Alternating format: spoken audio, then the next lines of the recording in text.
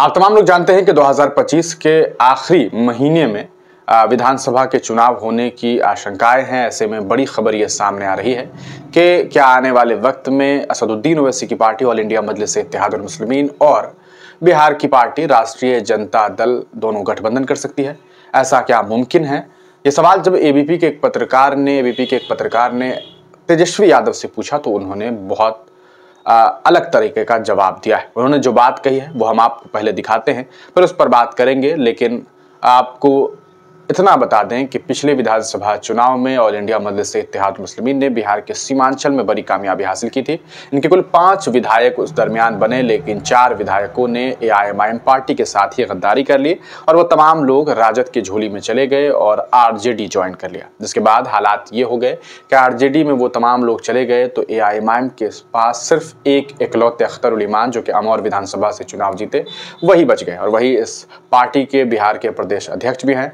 और उन्होंने कई बार ये बात कही है कि वो आरजेडी से इस चीज का बदला लेंगे, 4 के बदले 24 लेकर के आएंगे। ये बात उन्होंने बार बार कही है। लेकिन इस बीच तेजस्वी यादव ने इस पूरे मामले को लेकर के, इस गठबंधन को लेकर के जो बयान दिया है एबीपी न्यूज पर, वो हम आपको दिखाना चाहेंगे। बहुत 5 से 7 सेकंड में आप सारी बातों को समझ जाएंगे कि ये बात क्या हुई है। नीतीश के साथ जाने के सवालात थे, लेकिन उससे पहले ऑल इंडिया मजलिस-ए-इत्तेहादुल मुस्लिमीन को लेकर पूछा गया था।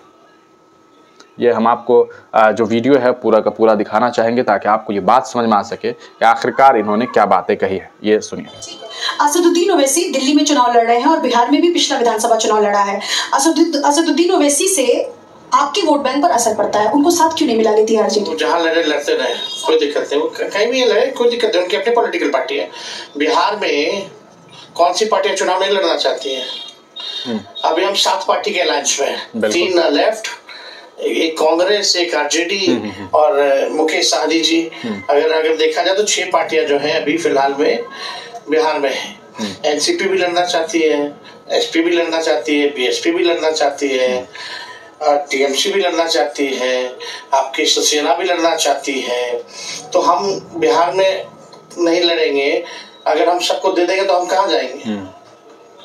कितने लोग को अकोमोडेट करोगे? हम नहीं ना जा रहे हैं हैदराबाद चुनाव लड़ने। हम तो नहीं गए महाराष्ट्र चुनाव लड़ने, ना तो हम यूपी जाते हैं चुनाव लड़ने, ना तो बंगाल चुनाव लड़ रहे हैं। सर बिहार और झारखंड, हम तो बिहार और झारखंड में चुनाव लड़ रहे हैं ना। सही है। तो हम अगर यहाँ नहीं लड़ेंगे, सबको दे ही देंगे, तो हमारा क्या रह जाएगा? सही है, सही है। चिराग पासवान का आपने तो दोस्तों ये आपने तेजस्वी यादव को सुना। उन्होंने बड़ी बेबाकी के साथ पत्रकार के सामने ये बात कही कि हम तो हैदराबाद चुनाव लड़ने नहीं जाते, हम तो नहीं जाते हैं जो है कि हमें जो है महाराष्ट्र में टिकट दे दीजिए, सीट दे दीजिए, हम चुनाव लड़वाएंगे अपनी पार्टी को। तो फिर हम कैसे अपने बिहार में तमाम दलों को चुनाव लड़वाते रहे? इनका कहना है कि हम तो पहले ही 6 दल के साथ गठबंधन में हैं।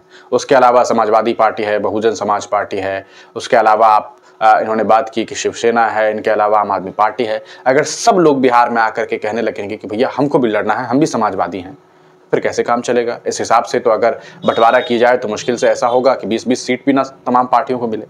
ठीक है, तेजस्वी यादव का अपना एक तर्क है, लेकिन क्या ये बात कह देना बस इस बात का कह सकता है कि इनका सॉल्यूशन निकल जाएगा?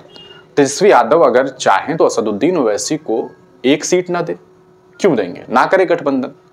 लेकिन ओवैसी साहब जो कह रहे हैं उनका क्या कहना होता? उनका कहना है कि भाई या तो तुम हमें जो हमारी हिस्सेदारी है वो दे दो, या फिर हमें साथ लो, या हमें चुनाव लड़ने दो।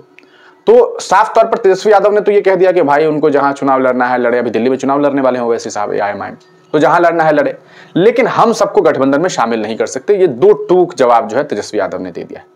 ठीक है, तेजस्वी यादव को अगर नहीं देने का मन है ना दे, लेकिन सवाल यह है कि क्या तेजस्वी यादव का ये फर्ज नहीं बनता कि जिस कम्युनिटी का वो वोट लेते हैं उन्हें उनकी हिस्सेदारी दे, उन्हें उतनी सीट दे जितने के वो हकदार हैं?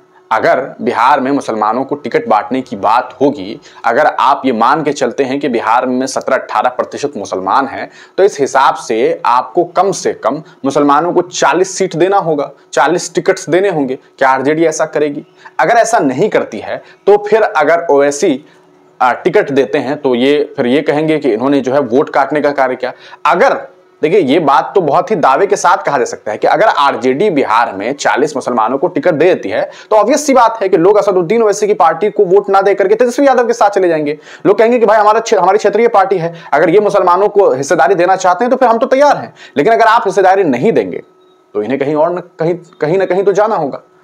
लेकिन पिछली बार जो कुछ हुआ ऑल इंडिया मजलिस इत्तेहादुल मुस्लिमीन के साथ, इनके 4 विधायकों को आपने अपनी झोली में ले लिया, उसके बाद अभी हालात क्या होंगे 2025 के विधानसभा चुनाव में ये तो वक्त बताएगा। लेकिन गठबंधन को लेकर के तेजस्वी यादव साफ तौर पर ये बात कह रहे हैं, बार बार ये बात कह रहे हैं, अलग अलग मंचों से ये बात कह रहे हैं कि भाई हमसे नहीं हो पाएगा, हम सबको टिकट नहीं दे सकते।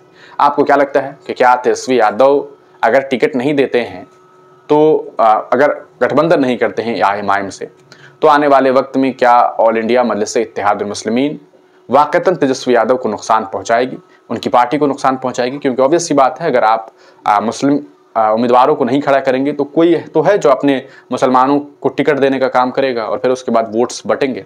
क्या होगा क्या नहीं होगा ये तो वक्त बताएगा। आप क्या सोचते हैं अपनी राय कमेंट सेक्शन में ज़रूर दीजिएगा। फिलहाल तेजस्वी यादव ने 2 टूक जवाब दे दिया है, हमसे गठबंधन नहीं हो सकेगा। जो कुछ सोचते हैं अपनी राय लिखें।